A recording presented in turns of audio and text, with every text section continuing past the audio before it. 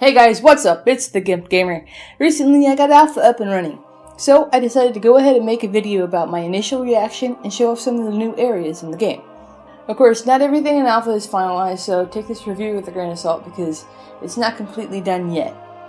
There are some spoilers ahead for anyone who wants to see the new environments with fresh eyes on August the 14th. So feel free to stop now if you don't want to spoil your experience of logging into the game for the first time on August the 14th. However, I won't be going into any quest lines or lore in great detail for this video. I'll be covering those things in a different video, so if you're here to get pumped over what you can expect to see on the 14th of August, then you're in the right place. Also, if anyone out there is playing the drinking game, the word is Ghost Pirate. Anytime you talk about Ghost Pirates, just take a sip of your coffee, your soda, your orange juice, whatever advertiser-friendly drink you have, and take a sip.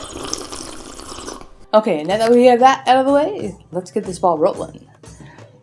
My love for Pirate X mods and actual fishing as a real-life hobby made me pick Stormsong Valley as the starting zone for my night elf, and I was not disappointed.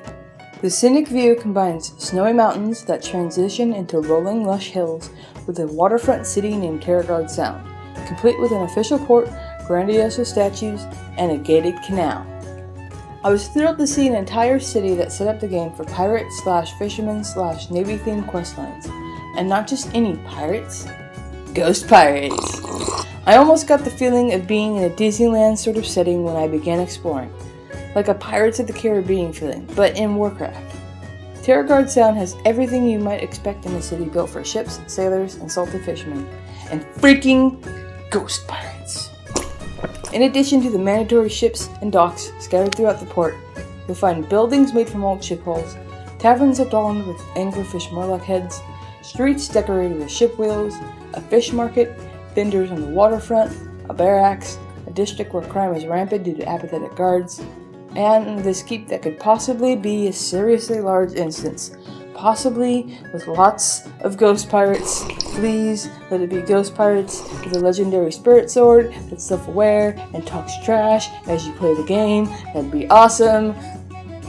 It's the perfect place for anyone who likes to use the environment to roleplay, and it seems as if certain areas were built just for roleplayers to have a rich environment for them to roleplay in.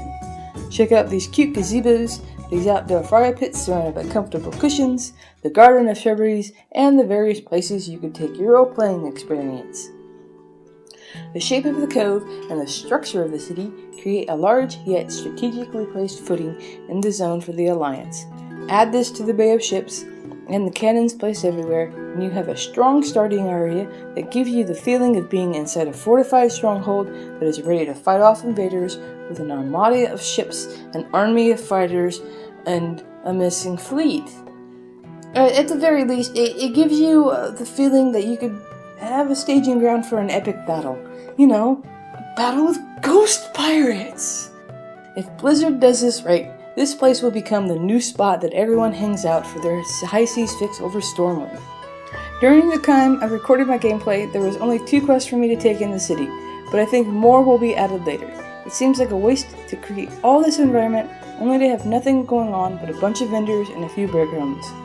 I imagine there could be some diverse cooking and fishing dailies out here, not to mention more ghost pirate themed quests, but that's another story.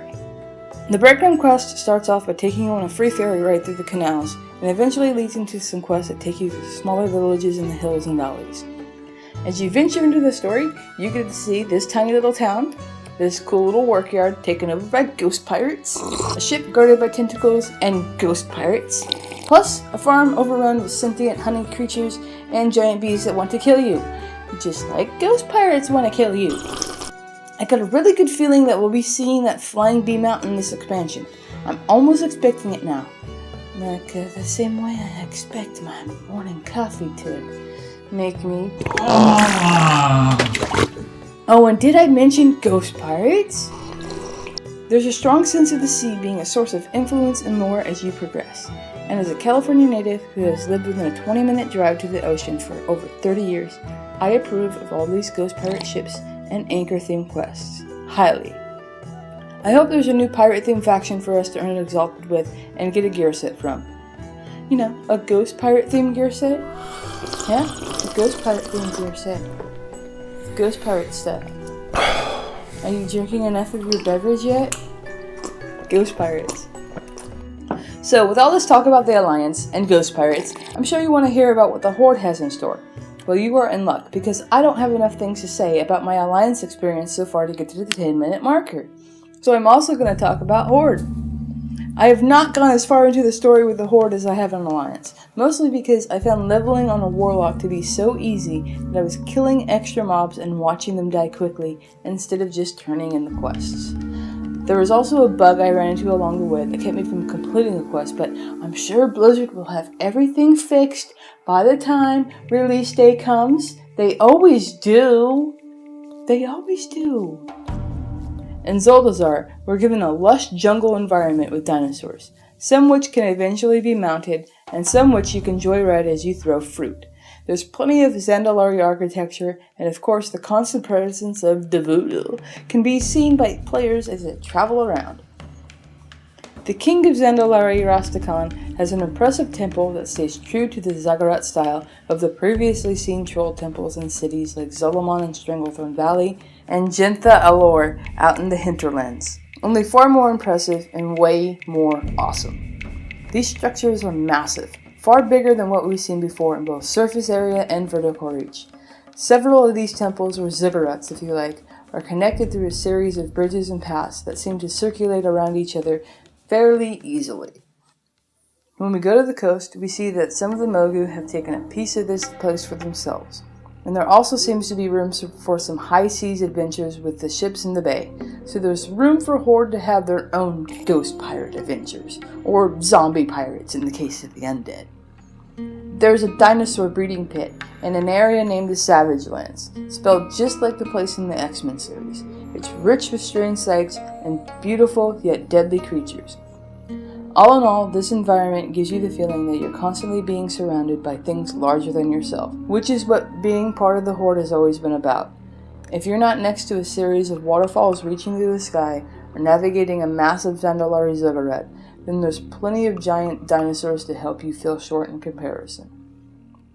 The only problem was going around from level to level. I wasn't about to risk jumping from higher platforms without any parachutes or gliders, and going from staircase to staircase felt like getting around a few of the other places where you have to run around the stairs and bridges to find everything, whereas Stormsong felt more open and easier to navigate within the city. The exception, however, was getting over the water bits, but let's face it, a water strider solves that problem, and who doesn't have a water strider? In the Golden Throne, there's an elevator that you wait for, just to talk to Rastakhan and his entourage. They have your questline breadcrumbs, so there's no avoiding using the elevator, and you have to wait for it to get both ways. So Horde definitely has a little longer playing time in their starting area over the Alliance, but the nearly 2-minute ferry ride and the quest that has you waiting for an NPC just about made up for the difference, and I have yet to see the other questlines in Horde and Alliance to see how they compare. So I'm holding out on saying which is better, but I'm definitely saying that Stormsong is my favorite starting area in BFA so far. However, if you like dinosaurs, the jungles of Stranglethorn, and the dark creepiness of the voodoo-themed graveyards and black magics, then you might want to go with Horde on August the 14th.